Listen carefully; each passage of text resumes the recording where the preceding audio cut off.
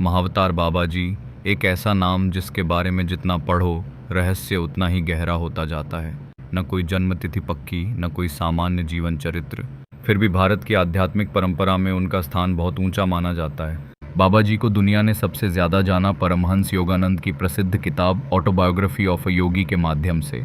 इसी पुस्तक में उन्हें हिमालय के महान योगी और क्रिया योग परंपरा के अमर गुरु के रूप में प्रस्तुत किया गया है।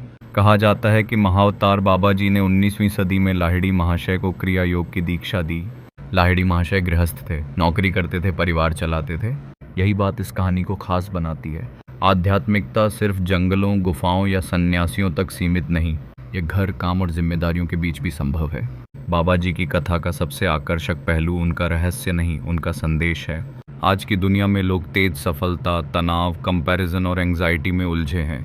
बाबा जी की परंपरा हमें एक अलग रास्ता दिखाती है, बाहर की दौड़ से पहले भीतर की शांति। उनका संदेश मानो कहता है, खुद को जीत लो, दुनिया अपने आप बदलती दिखेगी। कई भक्तों का विश्वास है कि बाबा जी आज भी हिमालय में सूक्ष्म रूप से योगियों का मार्गदर्शन करते हैं।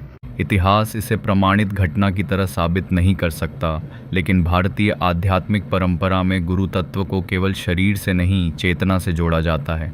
इसलिए बाबा जी सिर्फ एक व्यक्ति नहीं, बल्कि गुरु ऊर्जा के प्रतीक बन जाते हैं। उनकी कहानी बच्चों को रहस्य जैसी लगती है, युवाओं को सेल्फ मास्टरी की प्रेरणा देती है और बड़ों को यह याद दिलाती है कि जीवन की सबसे बड़ी उपलब्धि बाहरी पद नहीं, अंदर की स्थिरता है। महाअवतार बाबा जी हमें कोई डर आधारित धर्म नहीं देते।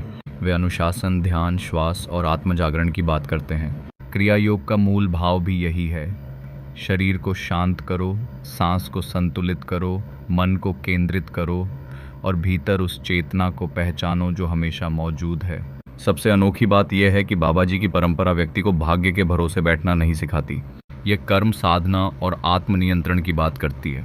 उनके जीवन से जुड़ी कथाएं हमें बताती हैं कि असली चमत्कार हवा में उड़ना या अदृश्य हो जाना नहीं, बल्कि अपने क्रोध, डर, लालच और बेचैनी पर विजय पाना है। आज जब हर उम्र का इंसान बाहर से कनेक्टेड लेकिन भीतर से डिस्कनेक्टेड महसूस कर रहा है, बाबा जी की सीख और भी प्रासंगिक हो जाती है। उनकी कथा यह भी समझाती है कि गुरु का अर्थ केवल कोई व्यक्ति नहीं होता। गुरु वह प्रकाश है जो भ्रम के अंधकार में दिशा दिखाता है। कभी वह किसी संत के रूप में मिलता है, कभी किसी पुस्तक में, कभी किसी अनुभव में और कभी अपने ही भीतर उठी एक शांत आवाज़ में। शायद यही कारण है कि बाबा जी की कथा समय के साथ पुरानी नहीं होती, क्योंकि इंसान बदलता है, टेक्नोलॉजी बदलती है, दुनिया बदलती है, लेकिन मन की बेचैनी और शांति की खोज हमेशा वही रहती है।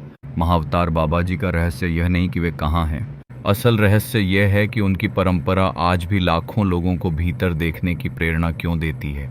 और शायद बाबा जी की सबसे बड़ी सीख यही है, जो सत्य बाहर खोजते खोजते थक गए हो, एक बार शांत होकर भीतर देखो, क्योंकि कई बार हिमालय कोई जगह नहीं होता, हिमालय मन की सबसे ऊंची अवस्था होता है।